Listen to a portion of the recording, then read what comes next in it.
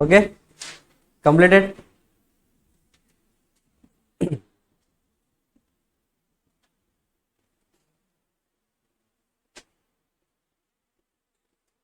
ఏంటండి ఇప్పుడు note చేసుకున్నారేంటి? Last class last క్లాస్లో నోట్ చేసుకోలేదా? ఓకే, చూడండి. Good afternoon everyone. Had lunch? Heavy? Okay. క్లాస్లో తెలుస్తుంది అది ఎలా చేశారనేది. So question number 13. ఎంట్రీస్ అందరూ రికార్డ్ చేశారా?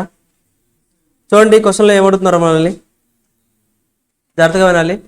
రేపు మీకు ఎగ్జామ్ ఉంది, కార్పొరేట్ అకౌంటింగ్ కూడా ఉంది. సో ఇప్పటివరకు మనం ఏదైతే డిస్కస్ చేసామో ఆ క్వశ్చన్స్లో you will get the questions for 20 marks. So prepare for that. Easy కావాలా? సో కొంచెం ఆన్ చేద్దాం. చూడండి క్వశ్చన్లో ఏమంటున్నారంటే give journal entries recording the about transactions. Journal entries అడుగుతున్నారు, రికార్డ్ చేసాం. ఇంక్లూడింగ్ క్యాష్ ట్రాన్సాక్షన్స్ కూడా రికార్డ్ చేసామా లేదా మనం? Like cash or bank account debit చేసుకుంటూ వెళ్ళామా? లైక్ క్యాష్ ట్రాన్సాక్షన్స్ కూడా రికార్డ్ చేసాం. నెక్స్ట్ ఏం అడుగుతున్నారండి? And show how share capital would appear in the balance sheet of the company. Share capital అనే బ్యాలెన్స్ ఏదైతే ఉందో ఆ షేర్ క్యాపిటల్ బ్యాలెన్స్ షీట్లో ఎలా చూపిస్తాం? In accordance with the part 1 of schedule 3 to the companies act. So as per schedule 3 ఎలా record చేయాలని అడుగుతున్నారండి. ఓకేనా? షెడ్యూల్ 3 మనకు ఒక చాప్టర్ ఉంది, ఫైనాన్షియల్ స్టేట్మెంట్స్. ఓకేనా? So will learn they. But ఒకసారి ఓవర్వ్యూగా బ్యాలెన్స్ షీట్ రికార్డ్ చేద్దాం. అండ్ క్వశ్చన్లు అడిగారు కాబట్టి you need to record.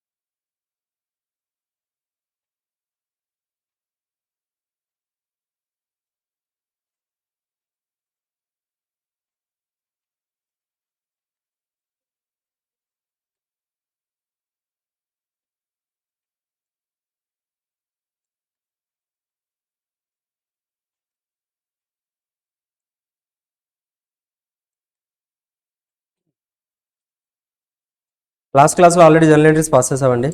Now just we need to record the balance షీట్లో ఎలా చూపించగలమని అడుగుతున్నారు. కంపెనీ పేరేంటండి?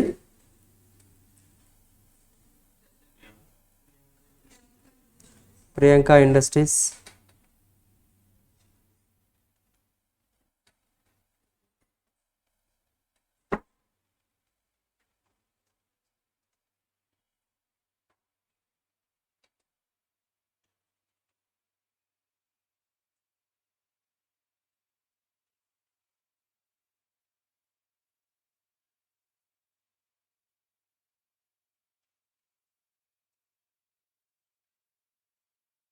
Balance sheet as at. So date ఏదైతే చెప్తారో ఆ డేట్కి మనం బ్యాలెన్స్ షీట్ రికార్డ్ చేసేయాలి. ఓకేనా? సో ఫార్మేట్ ఎలా ఉంటుందండి?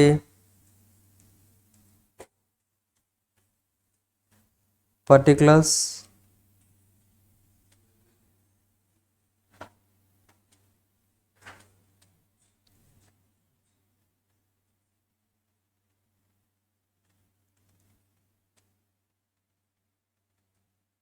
సింపుల్. మనకి ఏం బ్యాలెన్స్ షీట్లో రికార్డ్ చేసే ఐటమ్స్ ఏం లేవు ఇక్కడ. బట్ కాకపోతే ఏంటంటే బ్యాలెన్స్ షీట్లో ఎలా రికార్డ్ చేస్తారో చెప్పమన్నారు కాబట్టి so total balance sheet record చేస్తున్నాం. ఓకేనా?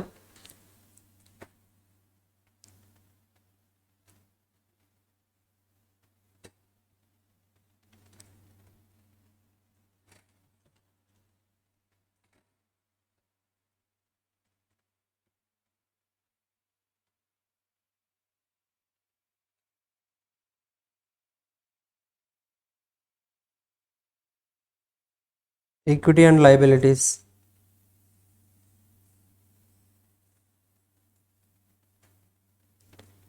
Share holders funds. ఇందులో షేర్ క్యాపిటల్. ఓకేనా? If any reserves and surplus.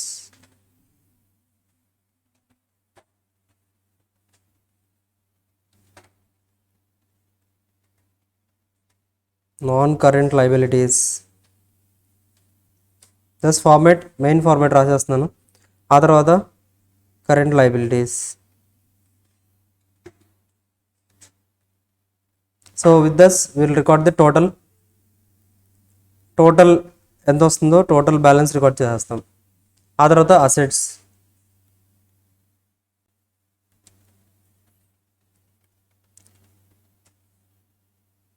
అసెట్స్లో కూడా వీ హ్యావ్ లైక్ మనకి ఏమైనా ఉన్నాయి అసెట్స్లో? ఎస్, టాంజిబుల్ అసెట్స్ ఉన్నాయి. సో టాంజిబుల్ అసెట్స్, ఇందులో we have fixed assets. Machine purchase చేసాం కదా, fixed assets. So non current అసెట్స్లో ఇవంతా కూడా non current assets, current assets. మన దగ్గర ఏమీ డేటా కూడా లేదు, లైక్ బ్యాలెన్స్ షీట్లో రికార్డ్ చేసేది అయితే ఏం లేదండి. కరెంట్ అసెట్స్లో లైక్ మనకి ఏదన్నా క్యాష్ అండ్ క్యాష్ ఈక్వలెంట్స్ ఉంటే రాసుకుంటాం. Cash and cash ఈక్వివలెంట్స్,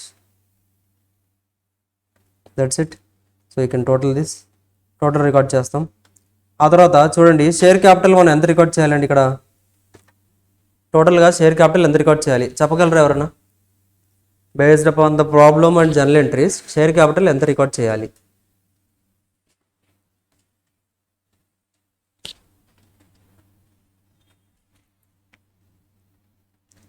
share capital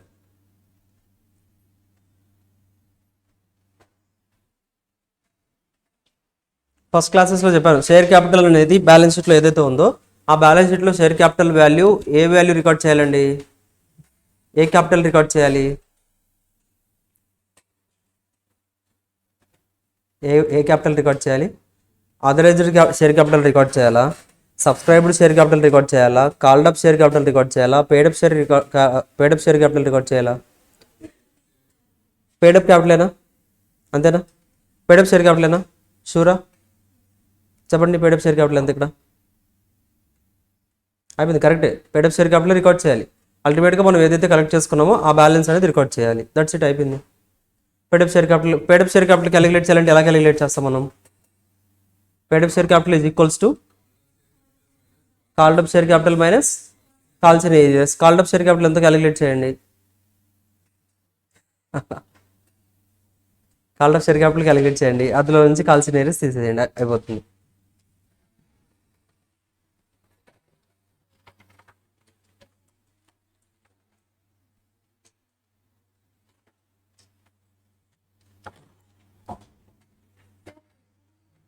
ఏంటంటే క్వశ్చన్ బ్యాంక్ లేదా మీ దగ్గర?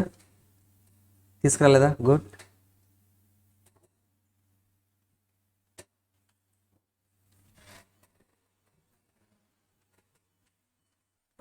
చెప్పండి, ట్రై చేయండి. కాల్డ్ అప్ క్యాపిటల్ ఎంత ఎంత అడిగామండి మనం ఇప్పటి వరకు?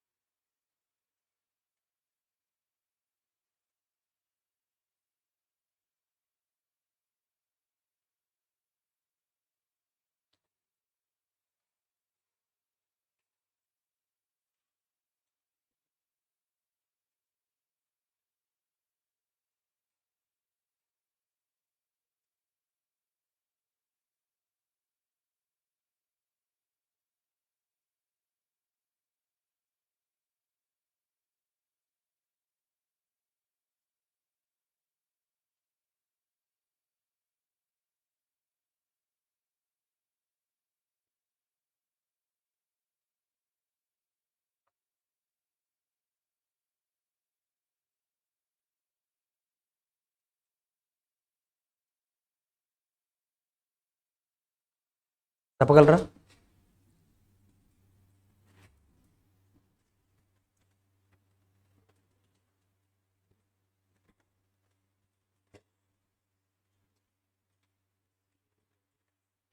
పేడప్ షేర్ క్యాపిటల్లో first of all 600 shares issue చేసాం మనం. ఎందుకు? అసెట్ పర్చేజ్ చేసినందుకు 600 షేర్స్ ఇష్యూ చేసాం. చెప్పండి ఏ ప్రైస్కి ఇష్యూ చేసాం? అది ఏ ప్రైస్కి ఇష్యూ చేసాం? 600 షేర్స్ ఏ ప్రైస్కి? 100 రూపీస్కి 100 రూపీస్కి ఇష్యూ చేసామా? అంటే ఇప్పుడు షేర్ క్యాపిటల్ అకౌంట్లో మనం ఎంత చూపించాలి? ఆ 100 రూపీస్ కూడా పే చేసినట్లేనా? లైక్ పేమెంట్ అయిపోయింది, లైక్ అసెట్ పర్చేజ్ చేసాం కాబట్టి that is treated as fully పేడ్ అని ప్రాబ్లంలో ఇచ్చేసారు. అంటే ఇప్పుడు షేర్ క్యాపిటల్లో మనం ఏదైతే 600 షేర్స్ ఇష్యూ చేసామో ఆ 600 షేర్స్లో ఆల్రెడీ కలెక్టెడ్ 100, అంటే ఈ 60,000 వచ్చేసరికి షేర్ క్యాపిటల్ అకౌంట్లో చూపించాలి. కరెక్టా కదా? పేడప్ షేర్ క్యాపిటల్ కదా ఇది? Direct paid-up share capital. ఓకేనా? నెక్స్ట్ ఇంకెన్ని షేర్స్ ఉన్నాయి మనం పేడప్ షేర్ క్యాపిటల్లో? 800. బట్ అందులో మనం ఫర్ఫిట్ చేస్తాం కదా, ఫర్ఫిట్ చేసి కన్సిడర్ చేయొద్దు. తర్వాత మనం క్యాపిటల్కి యాడ్ చేసుకోవాలి అలాగా అవి. సో దట్స్ వై అవి లెస్సెస్ ఇంకెన్ని షేర్స్ ఉంటాయి మన దగ్గర? 725 షేర్స్ ఉంటాయి. 725 షేర్స్. చెప్పండి 725 షేర్స్ ఏ ప్రైస్కి కాల్అప్ చేసాం మనం? కరెక్టా? టోటల్ 50 రూపీస్ అడిగాం వాళ్ళని. 725 షేర్స్ని కూడా 50 రూపీస్ అడిగాం మనం. ఎంత వస్తుందండి? 36,250. టోటల్ ఎంత? 96,250. క్యాలిక్యులేట్ చేస్తున్నారా? 96,250. ఓకేనా? సో ఇప్పుడు చూడండి, this is paid up, fully paid up. This is fully paid. ఈ అమౌంట్ ఫుల్లీ పెయిడా? Is this fully paid? 725 shares మొత్తం పే చేస్తారా మనకి? లైక్ 50 రూపీస్ పే చేస్తారా అంటున్నాను. పే చేయలేదా? పే చేయండి ఎంతో క్యాలిక్యులేట్ చేయండి, లెస్ చేసేద్దాం. ఏదైతే పే చేయలేదో అది తీసేయాలి కదా, కాల్సిన ఏరియర్స్ లెస్ చేయాలా లేదా? లెస్ చేయండి. ఎంత పే చేయలేదో క్యాలిక్యులేట్ చేయండి. ఎంత? 3,000. ఎలా వచ్చింది? 2,000.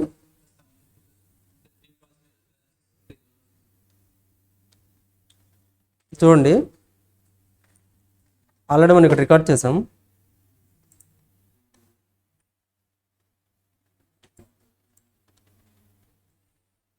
$725 షేర్స్ క్యాలిక్యులేట్ చేస్తున్నాం. ఫస్ట్ ఆఫ్ ఆల్ 725 షేర్స్లో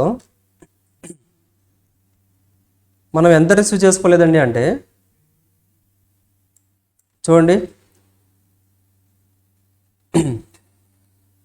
725 షేర్స్ కరెక్టా? ఇందులో ఈ 2 తీసేసేయండి, ఇంకా 50-25 తీసేయాలి. కరెక్టా కదా? 50-25 తీసేయాలి. బికాస్ అవి మనం ఫర్ఫిట్ చేసేస్తున్నాం కాబట్టి మన షేర్ క్యాపిటల్లో అసలు రావు అవి. Because share capital account debit చేసామా అంటే క్యాన్సిల్ చేసేసినట్లు షేర్ క్యాపిటల్లో రావు. ఇక్కడ మన దగ్గర ఇక్కడ టోటల్గా 725 షేర్స్ ఉన్నాయి. అందులో 650 రూపీస్ పే చేస్తారు. కరెక్టా? 650 రూపీస్ పే చేస్తారు. ఇక పే చేయని వాళ్ళు ఎంతండి అంటే ఎంతండి? 125 shares they didn't paid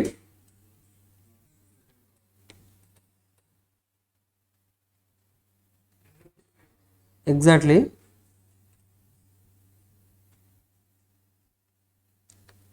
second కాలే కదా వీళ్ళు పే చేయింది. ఇప్పుడు ఎంత వస్తుందండి? 1250. సో అప్పుడు ఇప్పుడు ఆ 1250 ఏం చేయాలి?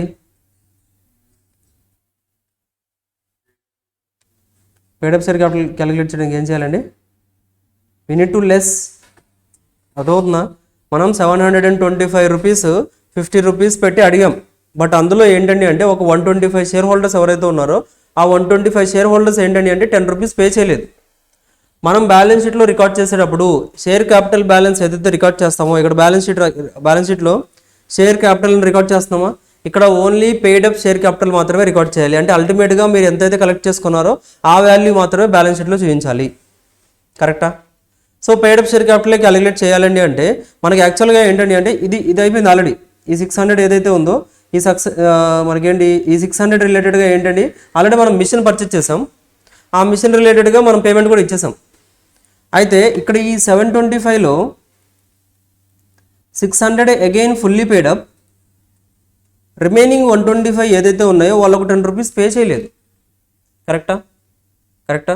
సో మనం ఆల్రెడీ కాల్డప్లో 50 రూపీస్ వాళ్ళకు కూడా రికార్డ్ చేసాం కాబట్టి ఆ 10 రూపీస్ ఏదైతే ఉందో 125 into 10 చేసేసి లెస్ కాల్స్ ఇన్ మనం రిసీవ్ చేసుకోలేదు. సో 125 into 10 ఎంత వస్తుందండి? లెస్ చేయండి, ఎంత వస్తుంది? 95,000. కరెక్టా? ఇంకేమైనా అడ్జస్ట్మెంట్స్ చేయాలా? అయిపోయిందా? ఇంకా షేర్ క్యాపిటల్ రికార్డ్ చేసేయచ్చా? 95,000 క్యాపిటల్ రికార్డ్ చేయొచ్చా?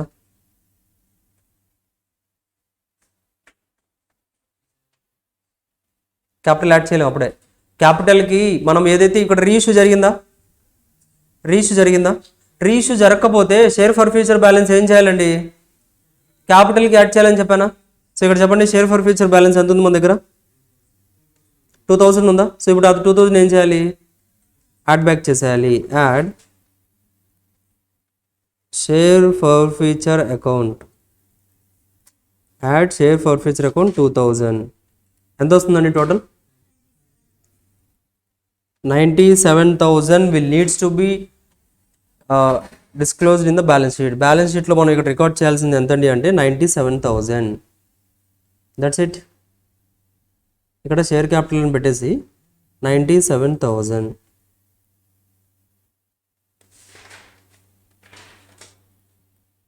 అర్థమవుతుందా? Share capital balance was 97,000. Reserves ఏమైనా ఉండే అంటే ఏమీ లేవు sir. Non current liabilities, current liabilities ఏమీ లేవు. సో టోటల్గా వచ్చేసరికి మనకి 97,000 is the total equity and liabilities. ఓకేనా? తర్వాత చూడండి, మనకి ఫిక్స్డ్ అసెట్స్ ఒకటి పర్చేజ్ చేసామా? వాల్యూ ఎంతండి? 60,000 అసెట్ వచ్చేసింది. కరెక్టా? కరెంట్ అసెట్స్లో ఇంకేమైనా ఉన్నాయా? క్యాష్ అండ్ క్యాష్ ఈక్వలెన్స్ ఏదైనా ఉందా మన దగ్గర? లైక్ బ్యాంక్ బ్యాలెన్స్ లేదా మీ దగ్గర? Bank balance, application amount. ఇప్పుడు షేర్ క్యాపిటల్ ఇష్యూ చేసినందుకు 97కి మనకి ఏమేమి వచ్చాయండి? లైబిలిటీస్ సైడ్ షేర్ క్యాపిటల్ 97,000 చూపించారు. ఆ 97,000కి ఇంకొకటి అసెట్లో ఏదో చూపించాలి కదా. చూపించాలంటే ఒకటి 60,000 ఏమో అసెట్ వచ్చేసింది, చూపించేసాం. ఇంకా బ్యాలెన్స్ ఎంతండి? ఇంకా 37,000 చూపించాలి. 37,000 క్యాష్ ఉందా మీ దగ్గర అని అడుగుతున్నాను. ఉందా? చెక్ చేసుకోండి ఒకసారి. ఉందా? ఎగ్జాక్ట్లీ. ఒక లైబిలిటీ మనం ఇంకర్ అవుతున్నాం అంటే దాని రిలేటెడ్గా అసెట్ అనేది కూడా మెయింటైన్ చేయాలా లేదా? సింపుల్. చూడండి, ఇక్కడ మనం బ్యాంక్ వచ్చేసరికి చూడండి 16,000 ఇక్కడ రిసీవ్ చేసుకున్నాం బ్యాంక్. ఇంకా ఇక్కడ ఒక 7,750 రిసీవ్ చేసుకున్నాం. యాడ్ చేసుకుంటూ ఉండండి. ఆ తర్వాత ఇక్కడ ఒక 7,250, ఇక్కడ ఒక 6,000. టోటల్ ఎంతండి? 37,000. So 37,000 will be recorded in the current assets, cash and cash equivalence 37,000. So balance was asset side total was 97,000. అయిపోయిందా? That's it, tallied. అర్థమవుతుందా? క్లియర్? అర్థమైంది అందరికీ? సింపుల్. జస్ట్ లైక్ ఏంటంటే బ్యాలెన్స్ షీట్ అడిగారు కాబట్టి మనం ఆ ప్రజెంటేషన్ కోసం ఇలా చేస్తాం. అదర్వైజ్ జర్నల్ ఎంట్రీస్తోనే సరిపోతుంది. జర్నల్ ఎంట్రీస్ అడుగుతారు, జర్నల్ ఎంట్రీస్ రాస్తే సరిపోతుంది. ఓకేనా? రికార్డ్ చేసుకోండి.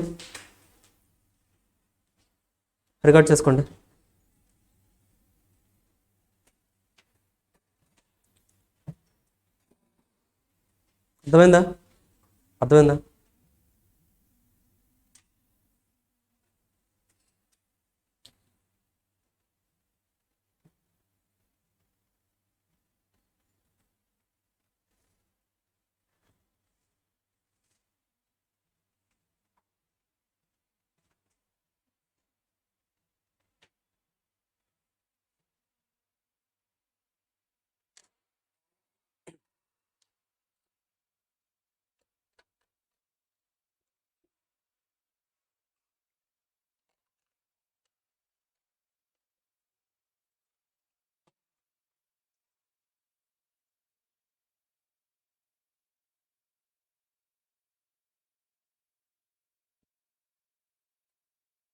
వచ్చేలేదా?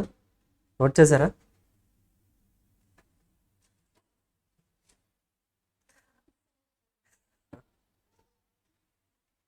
ఎందుకు? ఓకే.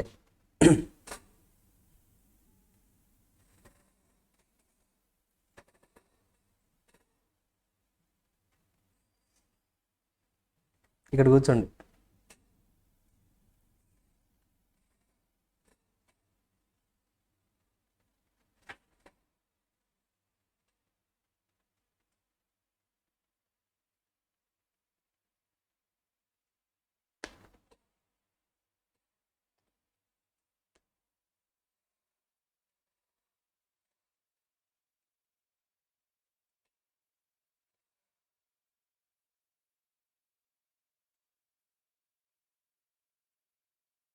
అదేనా?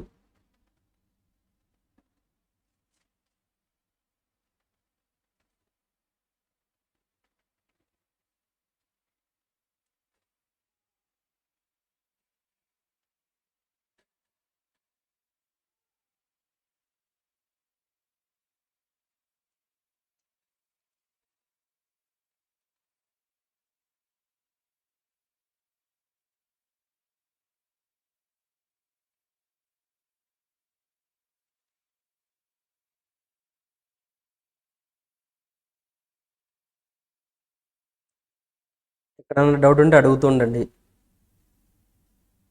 సో మీరు నోట్బుక్లోకి ఏదైనా రికార్డ్ చేసుకుంటున్నారంటే it means that you understood that. So without understanding నోట్బుక్లో నోట్ చేసుకోవద్దు. There is no use. కరెక్టా? ఎప్పుడైతే అర్థం చేసుకుంటారో అప్పుడే నోట్ చేసుకోండి. అలా అయితే అసలు నోట్బుక్ అంతా ఖాళీ చేస్తారా? ఏంటండి? రాసుకుంటూ అర్థం చేసుకుంటున్నారా? సూపర్. అయిపోయిందా? ఏసీ ఆఫ్ చేయాలా?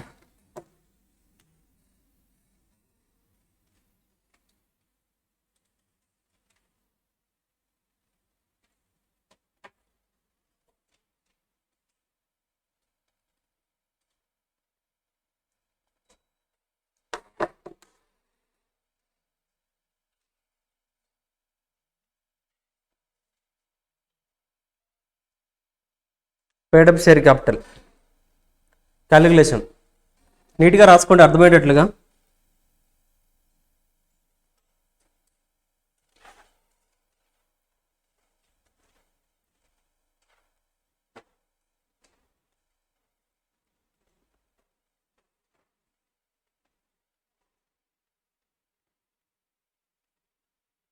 Sorry, for purchase of machine. So machine ఒకటి పర్చేజ్ చేస్తున్నాం కదా మనం. ఆ మిషన్ రిలేటెడ్గా ఈ 6000 అనేది 60,000 షేర్ క్యాపిటల్ ఇష్యూ చేసాం. అండ్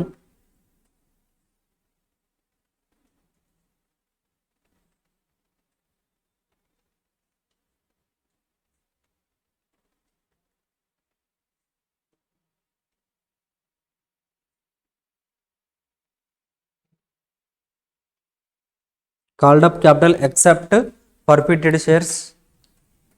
ఇందులో ప్రతిదీ నోట్ చేసుకోండి, ప్రతిదీ అర్థం అవ్వాలి మీకు. 600 was fully paid up, not paid second call pay చేయలేదు. So that's why it was in calls in arrears. ఆ అరియర్సే మనం ఇక్కడ రికార్డ్ చేసాం. 1250 క్యాన్సిల్ చేసేస్తే అల్టిమేట్గా we received paid up share capital was 95,000 paid up share capital. So that's why ఆ paid up share capitalకి మనకి ఏంటంటే షేర్ ఫర్ ఫ్యూచర్ అకౌంట్లో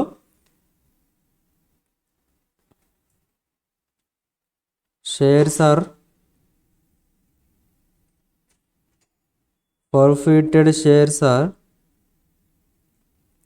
forfeited shares are not reissued.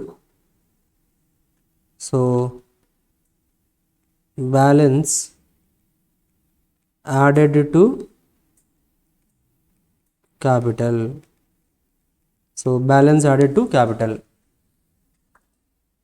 That's it.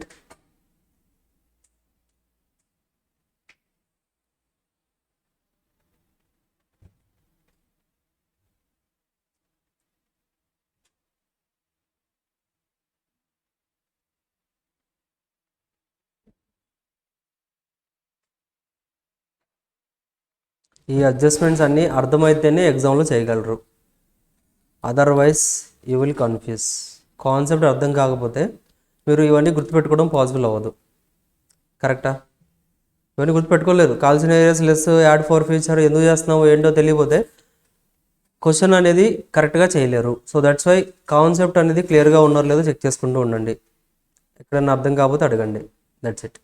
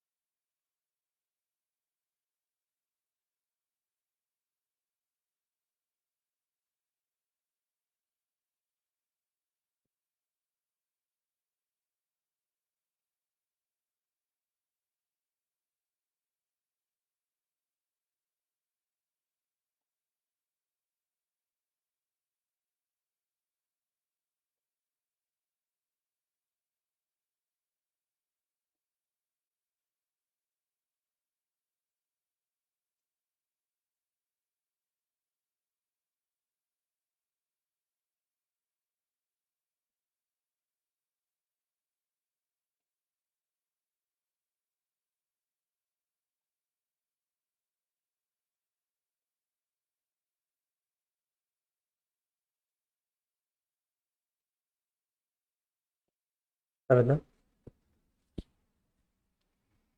Okay, yes. Next question చూడండి. Question number 14. Question number 14.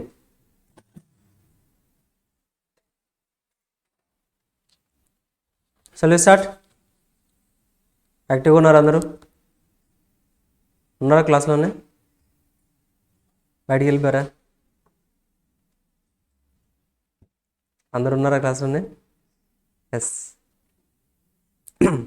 Plan చేస్తున్నారా రేపటి గురించి? రేపటి గురించి ప్లాన్ చేస్తున్నారా? సండే ఎలా ఎంజాయ్ చేయాలని? నో ప్లాన్సా? నిద్రపోవడమేనా? ఏంటండి? ఎగ్జామ్ ఎంతసేపు రాస్తారు? Exam half డేనా? 3 అవర్స్ ఉంటుందేమో కదా? 3 అవర్స్ కూడా ఉండదు, 1 అవర్ ఉంటుంది అంతే కదా? మొత్తం 60 మార్క్స్ ఉంటుందేమో. I think 1 hour or 1.5 hour అంతే. సో ఎగ్జామ్ అయిపోయిన తర్వాత ఫుల్ ఎంజాయ్. ఎస్. మనకి ఫుల్ డే క్లాసెస్ ఎప్పుడో తెలుసా? మండే నుంచా? Full day classes. Full day classes maths of course next వీక్లో స్టార్ట్ అవుతుంది కదా, అయితే మండే కాకపోయినా కానీ మ్యాథ్స్ ఇంకొక 1 వీక్ 10 డేస్లో మనకి ఫుల్ డే క్లాసెస్ స్టార్ట్ అయిపోతాయి. So full day classes start అయిపోతే you need to come at 8:30 and of course అంతే కదా ఫుల్ డే అంటే. 9 నుంచా? Maybe 9 to 7. ఓకే, ఇనిషియల్లో okay 9 to 7 or 9 to 8. Okay, no problem. అయినా టైడ్ అవ్వరు కదా మీరు. సో అఫ్ కోర్స్ ఈజీగా అంటే 9 to 7 that is not a difficult task. నార్మల్గా అయితే as a student you need to work for 14 hours. అర్థమవుతుందా? 13 to 14 hours వర్క్ చేయాలండి.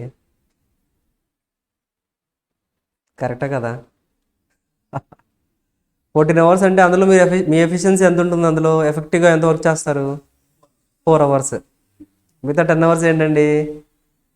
బ్రేక్స్, లంచ్, మాట్లాడడం, ఫోన్స్, ఫేస్బుక్, ఇన్స్టా, ఇవే కదా. లైక్ మళ్ళీ క్లాస్ చెప్తుంటే కొంచెంసేపు బయట అటు ఇటు అలా ఏంటంటే కరెక్ట్గా క్లాస్ 1 అవర్ అయితే అందులో కరెక్ట్గా వినేది కూడా మీరు 30 minutes. కరెక్టా కదా. మరి మిగతా టైం అంతా ఎఫిషియన్సీ తగ్గిపోతుందా? సేమ్. సో దట్స్ వై ఏంటంటే అట్లీస్ట్ 14 అవర్స్ అన్నా మీరు వర్క్ చేస్తే అట్లీస్ట్ 4 అవర్స్ అన్నా ఎఫెక్టివ్గా వర్క్ చేస్తారు. That is the point. 14 hours అంటే మీరు భయపడిపోవద్దు. 14 అవర్స్ అయ్యో ఏంటి ఇంత కష్టపడాలా అని. సో 14 అవర్స్లో కష్టపడేది మీరు 4 to 5 అవర్సే. So that is mandatory. So కంపల్సరీగా ఏంటంటే కొంత టైం వరకు అయితే మరి కంపల్సరీగా you need to work out. So అంత వర్కౌట్ చేస్తేనే రిజల్ట్ ఉంటుంది. సో పాస్ పర్సంటేజెస్ చూసారా? లాస్ట్ అటెంప్ట్లో పాస్ పర్సంటేజెస్ రీసెంట్గా not like earlier attempts like ఇంతకు ముందులాగా మనకి పాస్ పర్సంటేజెస్ అనేది హెవీగా రావట్లేదు. దే ఆర్ ఆల్సో రెడ్యూస్ అవుతున్నాయి. ఎందుకంటే అఫ్కోర్స్ స్టూడెంట్స్ యొక్క like of course institute standards change చేస్తూ ఉంటారు. అలాగే స్టూడెంట్స్ యొక్క పర్ఫార్మెన్స్ని బేస్ చేసుకొని కూడా రిజల్ట్ ఉంటుంది. సో ఎట్ లాస్ట్ ఏంటంటే అల్టిమేట్గా ఏంటండి ఇంకెంత మీరు మీకు మ్యాక్సిమం ఇప్పుడు ఏంటి 2024 ఇంటర్ రాస్తారు. ఫైనల్ ఎప్పటికల్లా వచ్చేస్తుంది మీకు? 2025 వచ్చేస్తుందా? చెప్పండి. ఫైనల్ ఎప్పుడు రాద్దాం అనుకుంటున్నారు? 2025లోనా? ఐ థింక్ అఫ్కోర్స్ 24 అంటే 25, 26లో మీకు ఆల్రెడీ మొత్తం కంప్లీట్ అయిపోవాలి. కరెక్టా? So as per the schedule అయిపోవాలి అంటే so you also need to work out for the as per schedule. మీరు ఏంటంటే ఎంత టైం ఇన్వెస్ట్ చేయాలి, ఎంత ఎఫెక్టివ్గా వినాలి, ఎంత కరెక్ట్గా ప్రాక్టీస్ చేయాలనేది చేయాలి. అండ్ ఇంకోటి ఏంటంటే అంటే ప్రిపరేషన్ అనేది needs to start from the day 1. ఈరోజు మీరు క్లాస్ ఫస్ట్ డే ఎప్పుడైతే స్టార్ట్ అయిందో ఆ డే నుంచి కూడా ప్రిపరేషన్ స్టార్ట్ చేయాల్సిందే. బికాజ్ అల్టిమేట్గా you are here to qualify the exam. కరెక్టా? ఎగ్జామ్ క్వాలిఫై అవ్వడానికి ఇక్కడ ఉన్నారు. సో ఎగ్జామ్ క్వాలిఫై అవ్వాలి అంటే కోచింగ్ ఒకటి సరిపోదు, అలానే ప్రిపరేషన్ ఒకటి కూడా సరిపోదు. సో కోచింగ్ ఒకటే ఏంటంటే it will just yield you to get the preparation చేయడానికి హెల్ప్ చేస్తుంది అంతే. సో ఆ ప్రిపరేషన్ చేయడానికి హెల్ప్ చేయాలంటే సో మీరు ఏంటంటే ప్రిపరేషన్ని ఇప్పటి నుంచే స్టార్ట్ చేయాలి. బికాస్ ఆల్రెడీ నేను చెప్పాను మనకి ప్రొఫెషనల్ కోర్సెస్లో ఏంటండి అంటే ద మెయిన్ థింగ్ ఈజ్ ఫెయిల్యూర్కి రీజన్ ఏంటి, పాస్ పర్సంటేజ్ అంత తక్కువగా రావడానికి రీజన్ ఏంటి అంటే జస్ట్ టైం. ప్రాపర్ టైం లేకనే స్టూడెంట్స్ అనేది ఫెయిల్ అవుతారు. అర్థమవుతుందా? మీకు 10th క్లాస్ సిలబస్ ఇచ్చి 1 year టైం ఇచ్చేసి ఎగ్జామ్ రాసుకోండి అంటే 10th క్లాస్ పేపర్ ఎలా రాస్తారు ఇప్పుడు మీరు? 10th క్లాస్ సబ్జెక్ట్స్ ఎలా రాస్తారు ఇప్పుడు? ఒకవేళ 10th క్లాస్ ఎగ్జామే ఇచ్చాం, సేమ్ 1 year టైం కావద్దు 6 months ఇచ్చాం, సరిపోద్దా లేదా మీకు? సరిపోదా? 10th క్లాస్ కూడా సరిపోద్దా? పాస్ అయ్యారు లేదా? 10th క్లాస్ పాస్ అయ్యారు కదా. కరోనా వచ్చా? అలా అయితే 1 year మీకు ఓకేనా? It takes time. బికాజ్ ఏంటంటే టైం అదే అంటే తక్కువ టైంలో మీరు రివైజ్ చేసేయగలరు. బికాజ్ ఎందుకంటే సో ఇప్పుడున్న నాలెడ్జ్కి మీకు ఏంటంటే మీకు ఇంకొంచెం టైం ఎక్స్ట్రా ఇస్తే you can easily get all the subjects, అన్ని సబ్జెక్ట్స్ కూడా ఈజీగా కంప్లీట్ చేయగలరు. సో మెయిన్ ప్రాబ్లం ఎక్కడ వస్తుందంటే టైం అనేది దొరకట్లేదు. బికాజ్ ఎందుకు టైం అనేది సఫిషియెంట్గా ఉంటుంది, బట్ కాకపోతే దాని యూటిలైజేషన్ కూడా సరిగ్గా చేయట్లేదు మనం. సో మీరు చాలా జాగ్రత్తగా స్మార్ట్ వేలో ఆలోచించి ముందుగానే స్టెప్స్ తీసుకుంటే తప్ప టైం అనేది కంపల్సరీగా సరిపోదు. బికాజ్ మనకి ఏదైతే ప్రిపరేషన్ టైం ఉంటుందో అది ఎప్పుడు కూడా లైక్ ఏంటంటే ఇన్సఫిషియెంటే. మనకి ఒక ఎగ్జామ్కి బిఫోర్ మనకు ఒక 2-3 months ఉన్నా కానీ 3 months is not sufficient to cover every 100% syllabus. That is for sure. 100% syllabus cover చేయడానికి 2-3 months అనేది అసలు సరిపోదు. అదవుతుందా? కార్పొరేట్ అకౌంటింగ్ 50 marksకి సిలబస్ చాలా ఉంది. ఒక సింగిల్ పేపర్, ఒక సింగిల్ సబ్జెక్ట్ మీరు ఎలాగైతే ప్రిపేర్ అవుతారో అలా ప్రిపేర్ అవ్వాల్సిందే. బట్ మీకు మార్క్స్ 50 marks. బట్ టైం అలా అన్ని టైం ఇంక్రీజ్ చేశారా? టైం లేదు కదా. టైం అన్ని పేపర్స్కి ఎలాగైతే ఇస్తామో అలాగే ఈ పేపర్ కూడా టైం ఇవ్వాలి మనం. అర్థమవుతుందా? ఎందుకంటే ఇక్కడ లిమిటింగ్ ఫ్యాక్టర్ ఉంది. Limiting factor is time. So అలా టైం లిమిటింగ్ ఫ్యాక్టర్ ఉన్నప్పుడు so you need to allocate the resources properly. కాస్టింగ్లో వస్తుందా మీకు? త్రూపుట్ అకౌంటింగ్, లిమిటింగ్ ఫ్యాక్టర్స్ ఇవన్నీ అవే. ఏంటండి అంటే మన దగ్గర రిసోర్సెస్ లిమిటెడ్గా ఉన్నప్పుడు లైక్ ఏంటంటే మన దగ్గర ఏదైనా లిమిట్ చేస్తుంది, మనకి టైం లిమిట్ చేస్తుంది అంటే ఆ టైంలో మనం ఎంత ఎఫిషియెంట్గా వర్క్ చేయించాలి. అర్థమవుతుందా? ఇప్పుడు మీ దగ్గర ఏంటండి ఒక ఫ్యాక్టరీ ఉంది. ఒక ఫ్యాక్టరీలో ఏంటండి అంటే కెపాసిటీ ఎంత అంటే మ్యాక్సిమం మీరు ఎన్ని ప్రొడక్షన్స్ చేయగలరంటే మీ దగ్గర మొత్తం 3 డివిజన్స్ ఉన్నాయి. అర్థమవుతుందా? 3 డివిజన్స్ ఉన్నాయి. 3 డివిజన్స్లో కూడా ఒక డివిజన్లో 10,000, ఒక డివిజన్లో 20, ఒక డివిజన్లో 30,000 అలా యూనిట్స్ ప్రొడ్యూస్ చేయగలరు. అయితే బట్ కాకపోతే ఏంటండి అంటే మన దగ్గర టైం చాలా తక్కువగా ఉంది. ప్రొడక్షన్ చేయడానికి టైం చాలా తక్కువగా ఉంది. ఫస్ట్ డివిజన్లో 10,000, ఫస్ట్ 3 డివిజన్స్ ఉన్నాయి కదా, 3 డివిజన్స్లో కూడా మీరు ఏంటంటే యూనిట్స్ ప్రొడ్యూస్ చేయగలరు. 10, 20, 30 అలా ప్రొడక్షన్ చేస్తున్నారు. అయితే బట్ మీ దగ్గర ప్రొడక్షన్ చేసే కెపాసిటీ ఉంది, బట్ మీ దగ్గర టైం చాలా తక్కువగా ఉంది. సో కంబైన్డ్గా చేస్తే 30 + 20 + 10 అంటే 50,000 యూనిట్స్ ప్రొడ్యూస్ చేయగలరు. బట్ కాకపోతే మీ దగ్గర ఉన్న టైంని బేస్ చేసుకొని మీరు ఏంటంటే అంటే ఓన్లీ 30,000 యూనిట్స్ మాత్రమే ప్రొడ్యూస్ చేయగలరు. చెప్పండి, ఇప్పుడు ఏ డివిజన్లో ప్రొడక్షన్ చేస్తారు? మీరు ఏ డివిజన్లో ప్రొడక్షన్ చేస్తారు?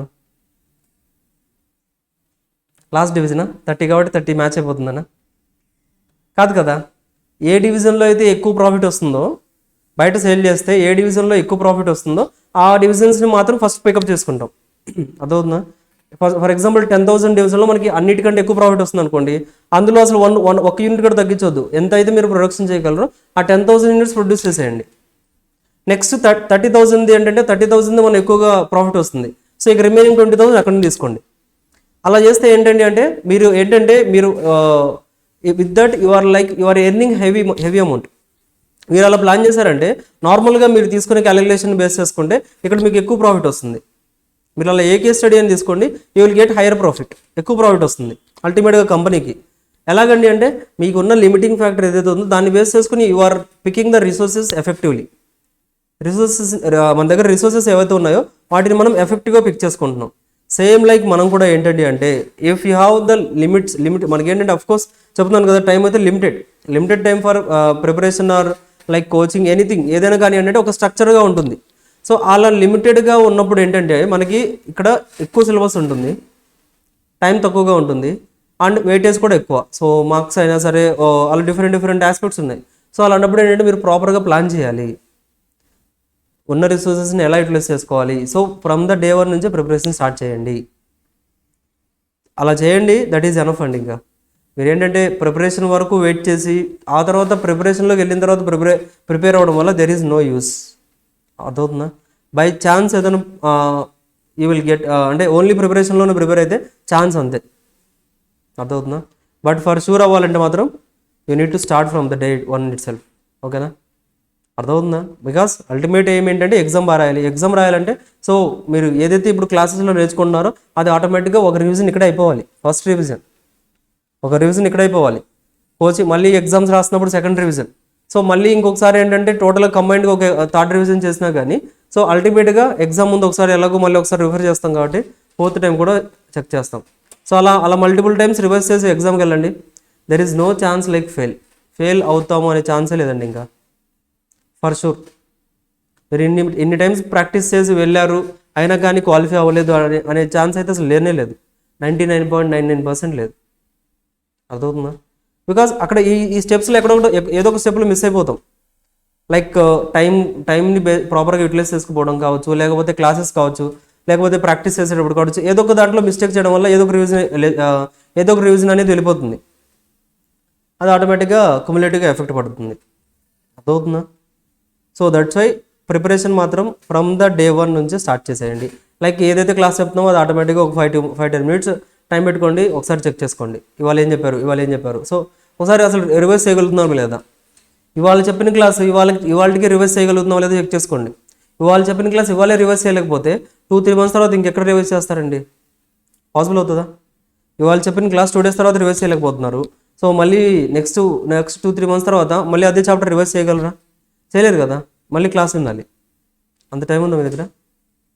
లేదు కదా, లేదు. So that's why you need to practise from here itself. అర్థమవుతుందా? Practice and preparation needs to start from the classroom. Classes ఎప్పుడైతే చెప్తున్నామో అక్కడి నుంచే స్టార్ట్ చేయండి. Golden rule number 1. ఓకేనా? అప్పుడప్పుడు చెప్తూ ఉంటాను, దిస్ ఈజ్ నెంబర్ 1, నెంబర్ 2 తర్వాత చెప్తాను. Okay? This is the golden rule, కంపల్సరీగా ఫాలో అవ్వాల్సిందే. Preparation needs to start from the class room it self. That's it. ఒకసారి క్వశ్చన్ చదవండి. SOS Limited issued a prospectus inviting applications for 6,000 shares of 10 rupees each at a premium of 2 rupees per share payable as follows. So వాళ్ళు టోటల్గా ఎన్ని షేర్స్కి offer ఇస్తున్నారండి? 6,000 షేర్స్కి ఇస్తున్నారు. Each share price ఎంత? 10 rupees. ఏ ప్రైస్కి issue చేస్తున్నారు? టోటల్ ఇష్యూ ప్రైస్ ఎంత? 12 rupees is the issue price. ఆ తర్వాత అలా ఆ 12 రూపీస్ ఎలా కలెక్ట్ చేస్తున్నారు? అప్లికేషన్లో, అలాట్మెంట్లో ఆ 5 రూపీస్ లేదన్నా ఇంక్లూడ్ అయిందా? ప్రీమియం కూడా ఇంక్లూడ్ అయింది. ఎంతండి ప్రీమియం అంటే 5 రూపీస్లో 2 రూపీస్ ప్రీమియం అంటే remaining 3 rupees is share capital రిలేటెడ్గా. అండ్ ఫస్ట్ కాల్లో ఎంత? సెకండ్ అండ్ ఫైనల్ కాల్లో 2 రూపీస్. టోటల్గా 12 రూపీస్ని they are collecting in parts కింద కలెక్ట్ చేస్తున్నారు. అయితే applications were received for 9,000 shares. మనం ఎన్ని షేర్స్ ఆఫర్ చేసామండి? 6,000. అప్లికేషన్స్ ఎన్ని వచ్చాయి అంటే ఏం జరిగింది ఇక్కడ? ఓవర్ సబ్స్క్రిప్షన్ జరిగింది. So oversubscription was 9,000. Okay చూడండి. And allotment was made prorate to the applicants of 7,500 shares. అంటే దాని మీనింగ్ చెప్పగలరా? 1,500 షేర్స్ క్యాన్సిల్ చేస్తాం, రీఫండ్ ఇచ్చేసాం. ఇంకా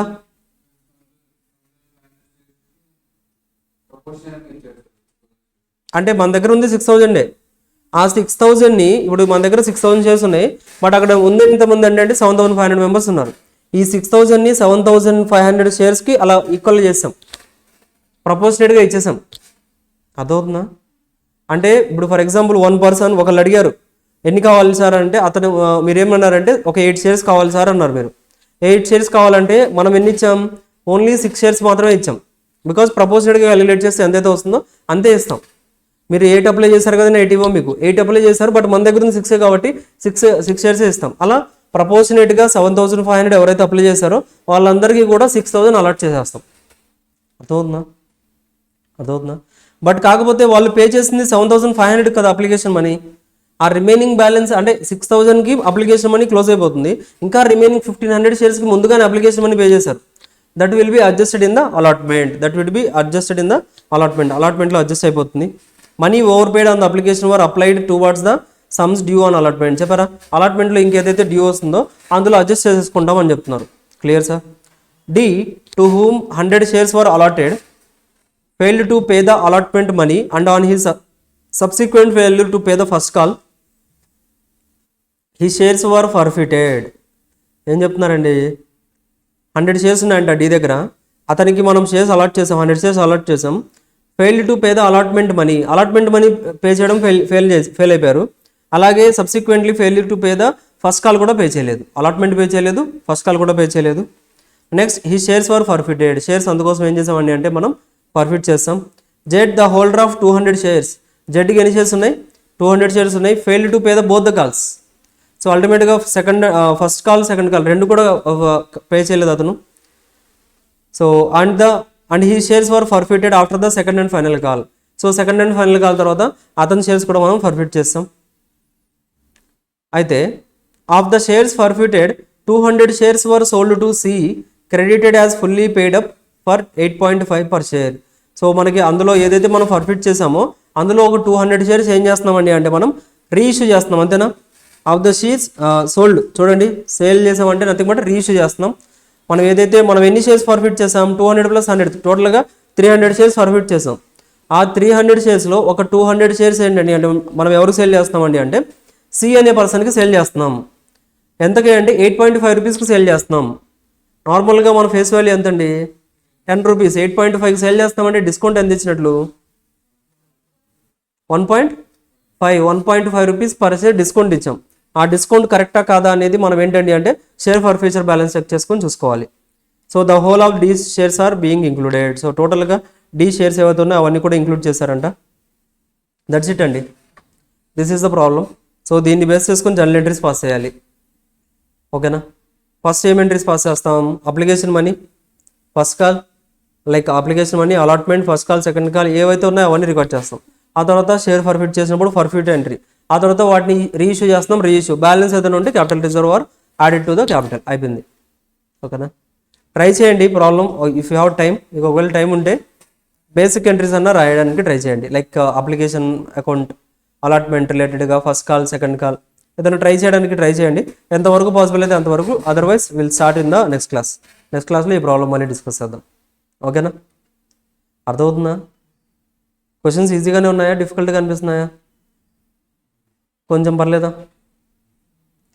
సో ఈజీగానే ఉంటాయి. కాకపోతే ఏంటంటే కొంచెం ప్రాక్టీస్ చేశారంటే it will be easy. So జాగ్రత్తగా ప్లాన్ చేయండి. ఓకేనా? ఈజీ చాప్టర్స్ ఇవన్నీ కూడా, సింపుల్. సో చెప్పండి, నీకేమైనా డౌట్స్ ఉన్నాయా? ఏ డౌట్స్? ఏదైనా డౌట్స్ ఉంటే అడగండి.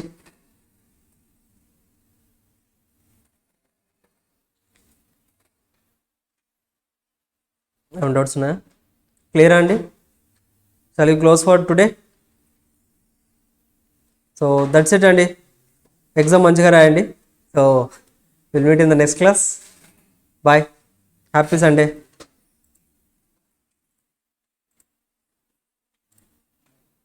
Recording stopped.